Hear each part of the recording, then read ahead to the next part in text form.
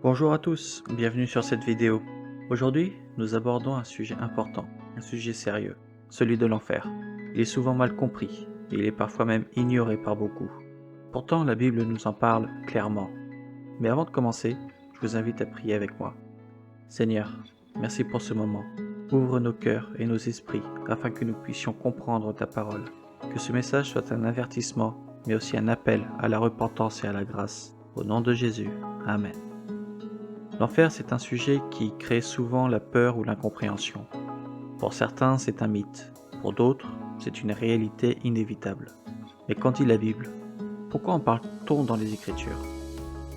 Tout d'abord, il est important de comprendre que l'enfer n'est pas un lieu que Dieu désire pour quiconque. Dieu, dans son amour infini, ne souhaite la perte de personne. Mais la vérité, c'est que l'enfer est une conséquence tragique pour ceux qui rejettent la grâce de Dieu, qui vivent dans le péché sans repentance et qui ne se tournent pas vers Jésus-Christ pour le salut.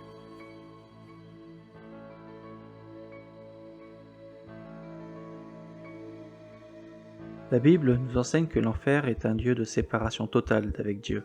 Jésus en parle dans Matthieu chapitre 25, verset 46. « Et ceux-ci iront au châtiment éternel, tandis que les justes iront à la vie éternelle. » L'enfer n'est pas simplement un endroit de souffrance physique, mais surtout un endroit où l'amour et la présence de Dieu sont absents.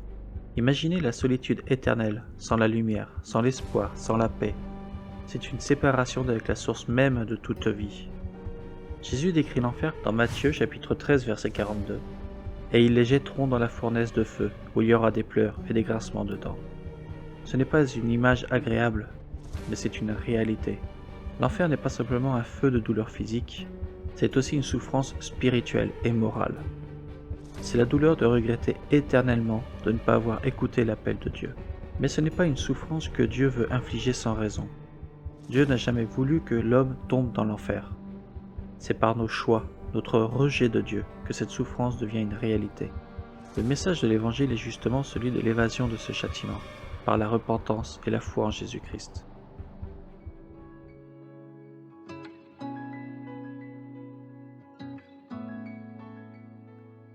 L'enfer n'est pas un sujet réservé uniquement à l'après-vie. C'est un avertissement pour aujourd'hui.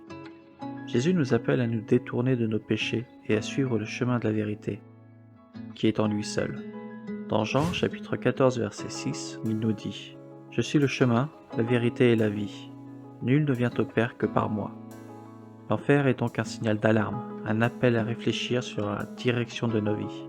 Dieu nous appelle à la repentance, non parce qu'il veut nous punir, mais parce qu'il veut nous sauver. Il nous aime profondément et veut que nous soyons sauvés de cette séparation éternelle.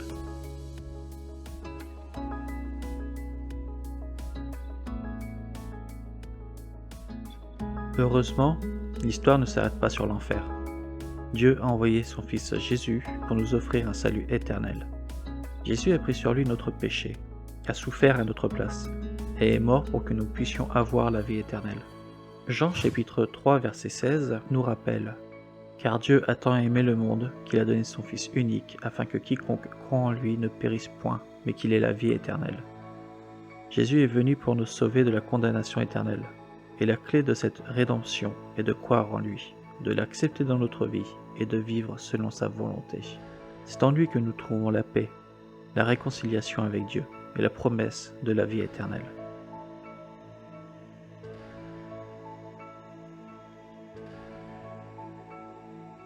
Mes frères et sœurs, l'enfer est une réalité, mais ce n'est pas une destinée pour ceux qui croient en Jésus-Christ. Si vous ne connaissez pas encore Jésus, je vous invite à ouvrir votre cœur et à l'accepter comme votre sauveur personnel.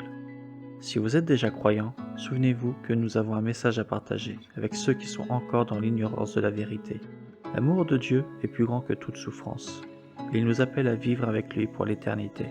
Je vais maintenant prier pour ceux qui veulent accepter Jésus dans leur cœur. Seigneur Jésus, je reconnais que je suis un pécheur et que j'ai besoin de toi. Je crois que tu es mort pour mes péchés et que tu as ressuscité pour me donner la vie éternelle. Je te demande pardon pour mes péchés et je t'invite dans mon cœur comme mon sauveur. Aide-moi à te suivre tous les jours de ma vie. Au nom de Jésus. Amen. Si vous avez fait cette prière, sachez que vous avez fait le premier pas vers une nouvelle vie. Que Dieu vous bénisse et vous garde. Jésus vous aime et veut vous guider vers la vie éternelle.